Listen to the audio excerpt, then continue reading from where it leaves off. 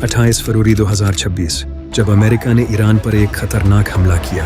Major combat operations in Iran. Send it. और इमाम खामनाई को शहीद कर दिया। सैयद अली हुसैनी खामनेई। लेकिन क्या आप जानते हो कि अमेरिका और ईरान की ये जंग आज से 200 साल पहले ही डिसाइड कर ली गई थी? Between the political Zionists and the leaders of the Islamic world. और यहाँ तक कि जिस दिन ये अटैक हुआ था, इस दिन का डोनाल्ड ट्रंप से एक खास कनेक्शन है। लेकिन आखिर अमेरिका और ईरान की ये दुश्मनी शुरू कहाँ से हुई और आखिर क्यों ईरान इमाम मेहदी के लिए इम्पोर्टेंट है, चलें जानते हैं।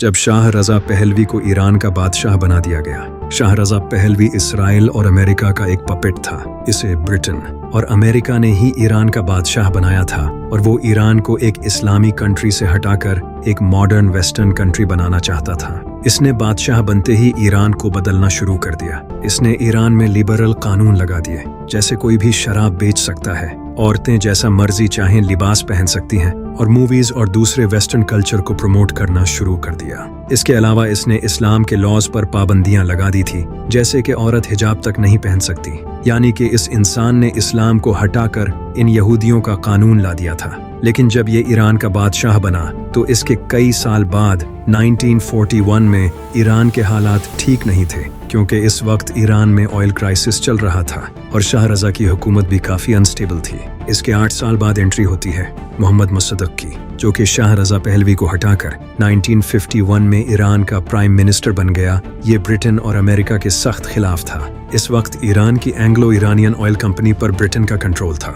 इसने इस कंपनी को ब्रिटेन के कब्जे से वापस ले लिया और ये ब्रिटेन और अमेरिका के खिलाफ खड़ा हो गया, जबकि शाह रजा इनका पपेट था। ये देखकर इसकी हुकूमत में आने के 2 साल बाद 1953 में CIA और MI6 ने ईरान में घुसकर एक ऑपरेशन किया, जिसे ऑपरेशन एजैक्स कहा जाता है। इस ऑपरेशन में उन्होंने मुसद्दिक को पावर से हटाकर शाह रजा को वापस से ईरान का प्राइम मिनिस्टर बना दिया और फिर से हुकूमत शाह रजा के अंडर आ गई और ईरान फिर से अमेरिका का एलाई बन गया और दोबारा से ईरान में वेस्टर्न रिफॉर्म्स लाना शुरू कर दिए और इस्लाम को अपनी पीठ पीछे डाल दिया। इसने अपनी हुकूमत बचाने के लिए एक सीक्रेट पुलिस बनाई जिसका नाम था सावाक, ताकि दोबारा से कोई इसकी गद्दी न छीन सके।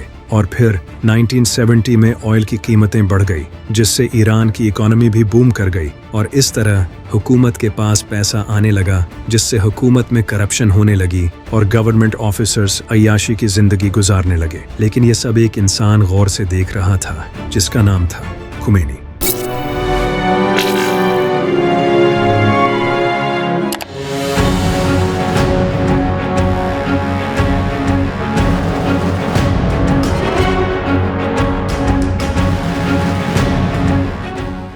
जो कि ईरान के शहर कुम में एक टीचर थे और उन्होंने अपनी पूरी जिंदगी इस्लाम, फिलॉसफी और तसव्वुफ को सीखने में गुजारी थी।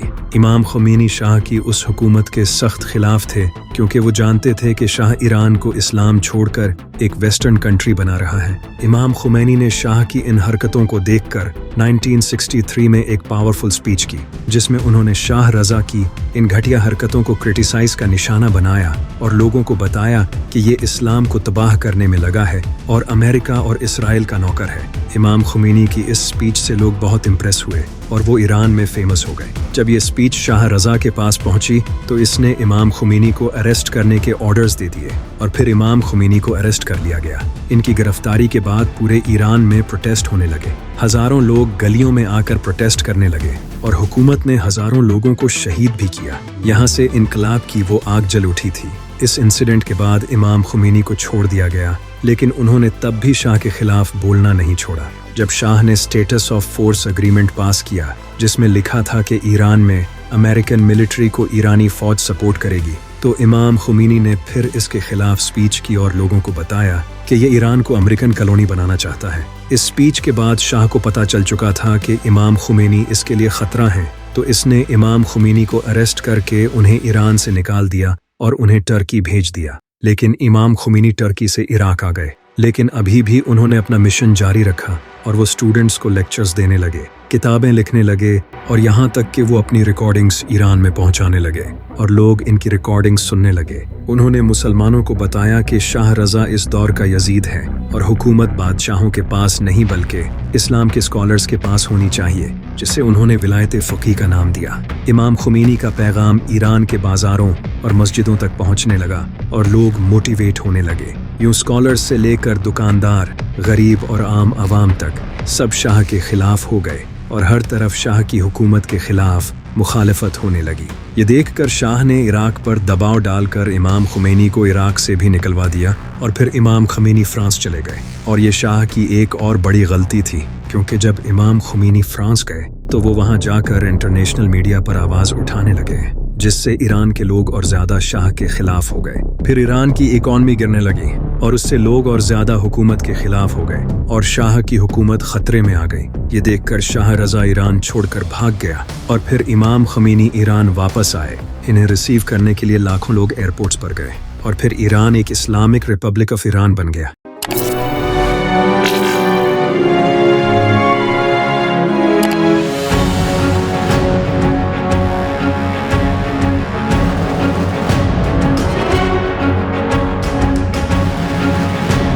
इमाम खुमैनी के पावर में आते ही उन्होंने अमेरिका को शैतान करार दे दिया और ईरान में शराब बेचना हराम कर दिया। इनके इस फतवे के बाद ईरान के लोगों ने खुद अपने हाथों से कई लीटर शराब बहा दी। ये सब देखकर अमेरिका और ईरान के दरमियान टेंशन्स बढ़ गई, क्योंकि अमेरिका कई सालों से शाह को सपोर्ट कर रहा था और इसके जाने के बाद अब ईरान उनके हाथों से निकल चुका था। जब शाह रज़ा ईरान छोड़कर अमेरिका गया तो इससे ईरान के लोगों में गुस्सा और ज़्यादा बढ़ गया, क्योंकि इन्हें डर था कि कहीं पहले की तरह अमेरिका शाह को वापस से ईरान का प्राइम मिनिस्टर न बना दे, जैसा कि उन्होंने 1953 में मुसद्दिक के साथ किया था। ईरान के लोग शाह को ईरान के हवाले करने की डिमांड करने लगे। उन्होंने ईरान में अमेरिकन एम्बेसी पर हमला कर दिया और अमेरिकन स्टाफ को पकड़ लिया और इनके बदले अमेरिका से शाह को वापस लौटाने की डिमांड करने लगे। इमाम खुमैनी ने इस एक्शन को सपोर्ट किया और अमेरिका से शाह की डिमांड की, लेकिन अमेरिका ने ऐसा नहीं किया। उल्टा अमेरिका ने ईरान के अमेरिका में मौजूद एसेट्स को फ्रीज कर लिया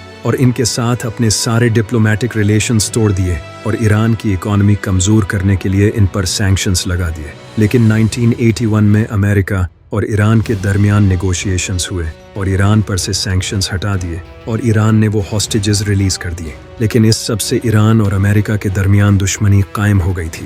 लेकिन ईरान के आसपास के कंट्रीज जैसे इराक, सऊदी अरब, कुवैत और दुबई, इन सब कंट्रीज के लीडर्स को अपनी हुकूमत खतरे में नजर आने लगी, क्योंकि इन्हें खतरा था कि कहीं ईरान की तरह इनके लोग भी इनके खिलाफ खड़े न हो जाएं। इन्हीं में से एक इंसान था जिसका नाम था सद्दाम हुसैन, जो कि इराक का लीडर था। इसे भी अपनी हुकूमत खतरे में नजर आने लगी, क्योंकि इराक की मेजॉरिटी पॉपुलेशन शिया थी और सद्दाम हुसैन की हुकूमत एक सुन्नी हुकूमत थी।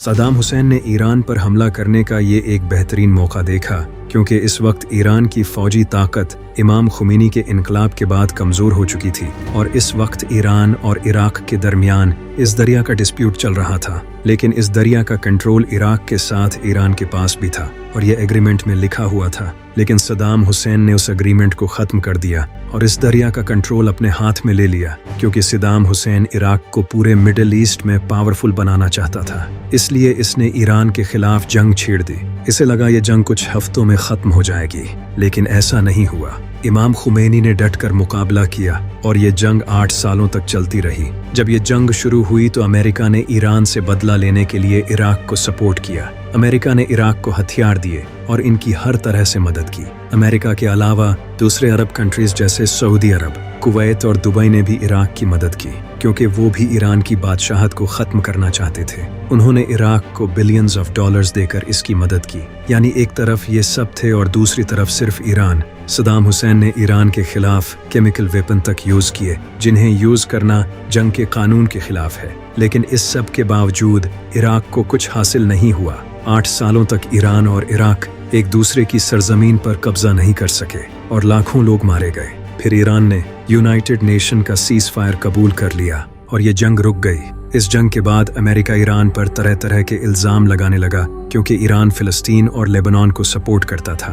अमेरिका ने ईरान पर सैंक्शंस लगाना शुरू कर दिए। इससे ईरान की इकॉनमी कमज़ोर होती गई। वो कंट्री जिसके पास दुनिया के बड़े ऑयल रिजर्व्स हैं, वो अपना ऑयल ही किसी को नहीं बेच सकता। फिर 1989 में इमाम खुमैनी वफात पा गए। इसके बाद इमाम खुमैनी के स्टूडेंट इमाम खामनाई अगले लीडर बने, जो कि लीडर बनना नहीं चाहते थे, और यही एक सच्चे लीडर की निशानी है कि वो लीडरशिप की ख्वाहिश नहीं रखता। अब ईरान की लीडरशिप इमाम खामनाई के हाथ में आ गई। दूसरी तरफ अमेरिका ये जान चुका था कि अगर ईरान ने न्यूक्लियर वेपन बना लिया तो ये अमेरिका और इसराइल के लिए सबसे बड़ा खतरा होगा। इसको देखकर नेतन्याहू ने बहाना बनाकर बार बार दुनिया को बहकाने की कोशिश की कि ईरान न्यूक्लियर वेपन बना रहा है और वो कुछ दिनों में ही बना लेगा। ये बात ये इंसान पिछले 15 सालों से कह रहा है, लेकिन आज तक ईरान ने न्यूक्लियर वेपन नहीं बनाया।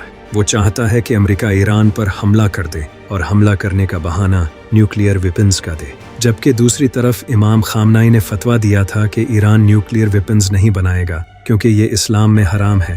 न्यूक्लियर वेपन्स से मासूमों की जान जाती है। फिर उन्होंने 2015 में दुनिया के बड़े कंट्रीज जैसे America, United kingdom, France, Germany और चाइना के साथ एक डील साइन की कि ईरान अपनी यूरेनियम एनरिचमेंट कम करेगा, और इसके बदले ओबामा ने उन्हें ऑफर दी कि वो ईरान पर लगे सैंक्शंस हटा देंगे, जिससे ईरान अपना ऑयल दुनिया को बेच सकेगा। ईरान ने इंटरनेशनल इंस्पेक्टर्स को अपने कंट्री बुलाया और उन्होंने कंफर्म किया कि ईरान ने अपना वादा पूरा कर दिया है।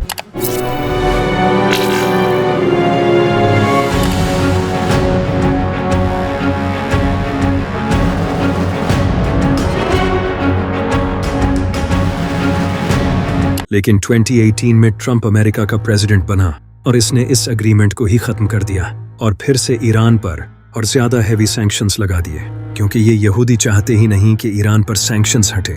उन्हें सिर्फ ईरान चाहिए क्योंकि इसराइल पूरे मिडिल ईस्ट को अपने कब्जे में करना चाहता था। ईरान और इराक की जंग के बाद अमेरिका ने इराक पर हमला कर दिया और पूरे इराक को जंग का मैदान बना दिया और सद्दाम हुसैन को मार गिराया। अमेरिका ने दुनिया को ये बहाना लगाकर इराक पर हमला किया था कि इराक के पास न्यूक्लियर वेपन्स हैं जो कि पूरी दुनिया को ख़त्म कर देंगे, लेकिन बाद में पता चला कि ये सब झूठ था। इराक में कोई न्यूक्लियर वेपन्स नहीं निकले, यहाँ तक कि डोनाल्ड ट्रंप ने खुद ये माना था कि ये सब झूठ था। इन्हें बस इराक को अपने कब्जे में करना था। अमेरिका आज ये बात मान चुका है। इसी तरह अमेरिका ने सीरिया में रिजीम चेंज किया और वहाँ अपने पपेट जोलानी को बिठा दिया, जो कि अलकायदा का मेंबर था, जिसके सर पर अमेरिका ने इनाम रखा हुआ था। आज जोलानी अमेरिका को ईरान के खिलाफ सपोर्ट कर रहा है। यही सब अमेरिका ने लिबिया के साथ किया, जहां कज़ाफी को मारकर इसे भी अपने कब्जे में कर लिया। इनके अलावा सऊदी अरब, कुवैत, बहरीन, ये सब मुस्लिम कंट्रीज तो वैसे ही इनके साथ हाथ मिलाकर बैठे हैं और वैसे भी इनके पास अपनी कोई खास मिलिट्री नहीं है। यहाँ तक कि इन कंट्रीज ने अमेरिका को मिलिट्री बेसिस दिए हुए हैं। तो ये पूरा मिडिल ईस्ट इस वक्त अमेरिका और इसराइल के कंट्रोल में है, सिवाय ईरान के।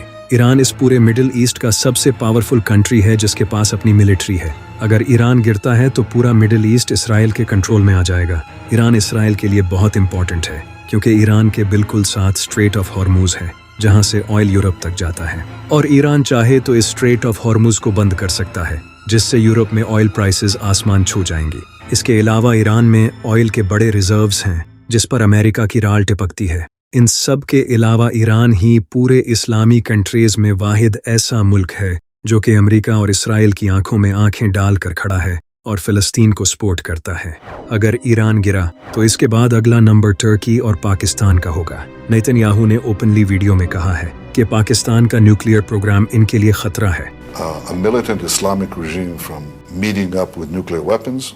The first is called Iran, the second is called Pakistan. और पाकिस्तान के डिफेंस मिनिस्टर इसहाक डार ने खुद ये कहा है, इनका जवाब पत्थर से देंगे इंशाअल्लाह, क्योंकि ईरान के बिल्कुल साथ पाकिस्तान है। पाकिस्तान के साथ अगला नंबर टर्की का है और ये बात टर्की अच्छी तरह जानता है। इनफैक्ट टर्की ही ने ईरान को इस हमले की खबर दी थी और वो नहीं चाहता कि ईरान इसराइल के कब्जे में आए, क्योंकि उसके बाद अगला नंबर उनका होगा। नबी सल्लल्लाहु अलैहि वसल्लम की हदीस है जिससे पता चलता है कि इमाम मेहदी के ज़ुहूर से पहले कॉन्स्टेंटिनोपल मुसलमानों के हाथों से चला जाएगा, जो कि आज टर्की का शहर इस्तांबुल है। और ये बात टर्की भी अच्छी तरह जानता है, क्योंकि इसराइल के former prime minister Naftali Bennett ने खुद ये कहा है a new Turkish threat is emerging. I want to be very clear. Turkey and Qatar have gained influence in Syria, and from here I warn, Turkey is the new Iran.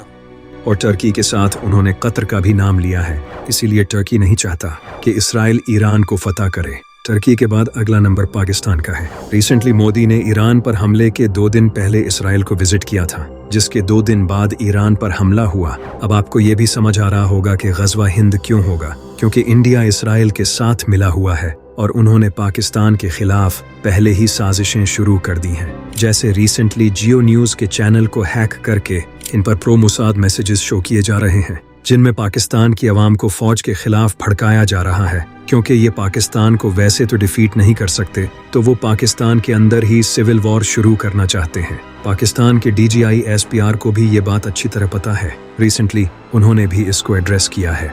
In the military, that Pakistan can become the next target. Absolutely no concern. और ये सब पहले ही से planned है। 1801 में America में एक इंसान पैदा हुआ जिसका नाम था एल्बर्ट पाइक, जो कि एक फ्री मेसन था। फ्री मेसन वो लोग हैं जो कि शैतान की इबादत करते हैं। ये इंसान शैतान की इबादत करता था और इसने इस सब का जिक्र अपनी किताबों में किया था। एल्बर्ट पाइक ने एक लेटर लिखा और इस लेटर में इसने 3 वर्ल्ड वॉर्स को प्रिडिक्ट किया। इसने बताया कि सबसे पहली वर्ल्ड वॉर रशियन सार को ओवरथ्रो करने के लिए की जाएगी, जिससे रशिया में कम्युनिज्म आएगा, और एग्जैक्टली ऐसा ही हुआ। इस लेटर के लिखने के 44 साल बाद वर्ल्ड वॉर 1 हुई।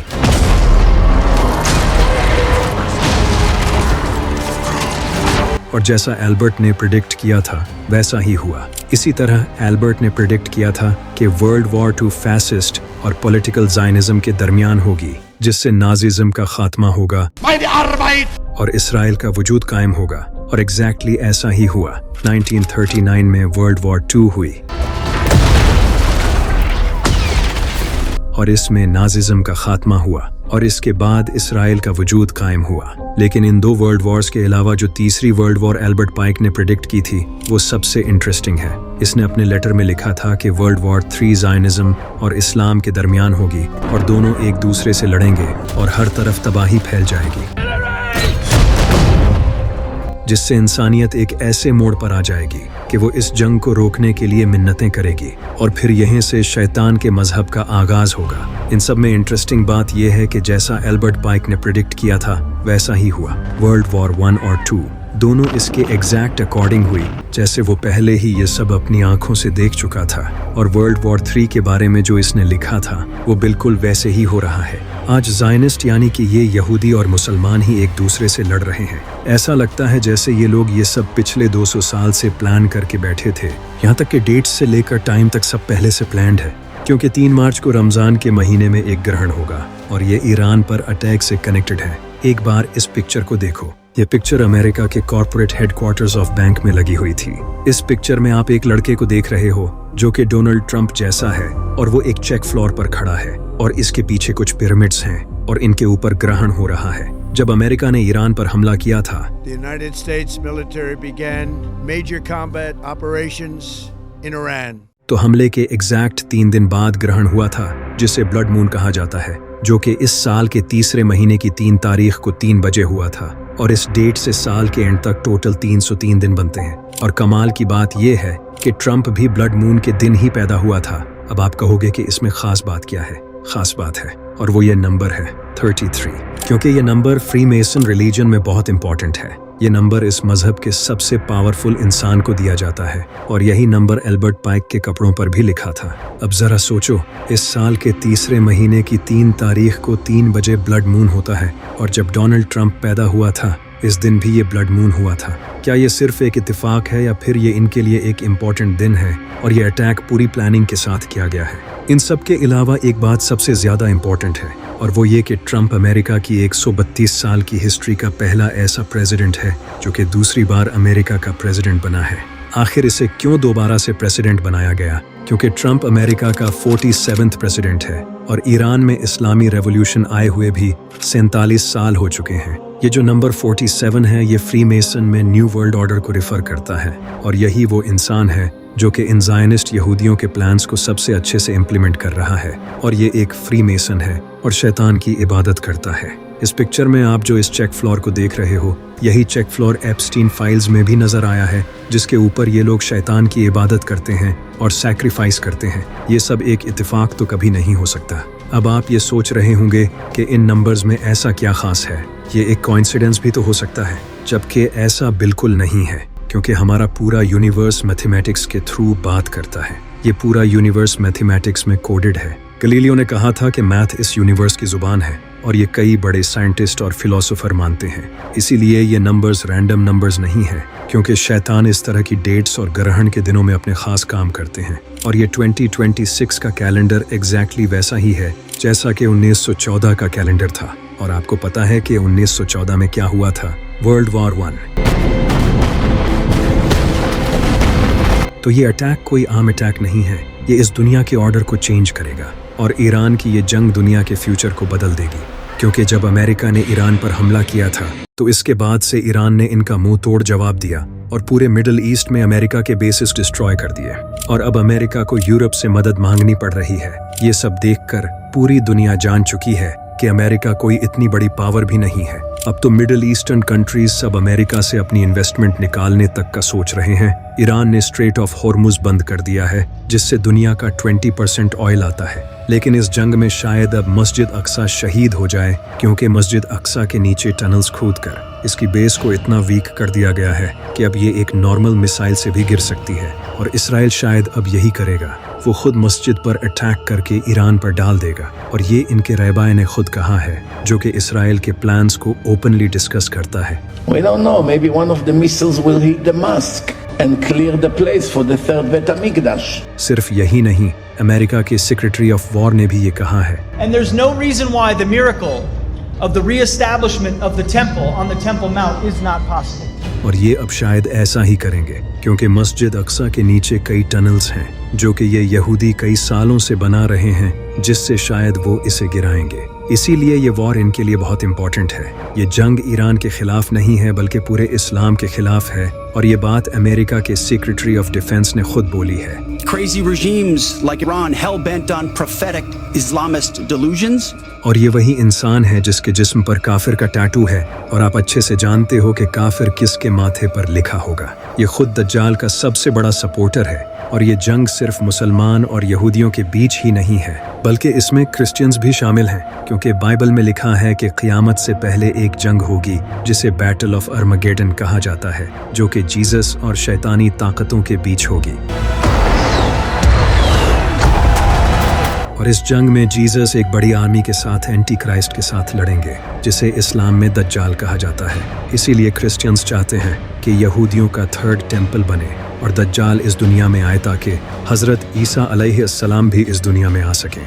इसीलिए आज क्रिश्चियंस इन यहूदियों के साथ खड़े हैं। आप जानकर हैरान हो जाओगे कि अमेरिका अपने सोल्जर्स को ये कह रहा है कि इनकी ये ईरान के साथ जंग एक गॉड प्लान है, यानी कि वो ओपनली ये कह रहे हैं कि ये जंग एक मजहबी जंग है, और ट्रंप ये बात मानता है। रिसेंटली आप इसे क्रिश्चियंस के साथ दुआ करते देख सकते हो। तो ये जंग क्रिश्चियंस के लिए भी बहुत इंपॉर्टेंट है। इसीलिए ईरान आज तस्बीह का वो धागा है जो अगर टूट गया तो पूरी तस्बीह बिखर जाएगी।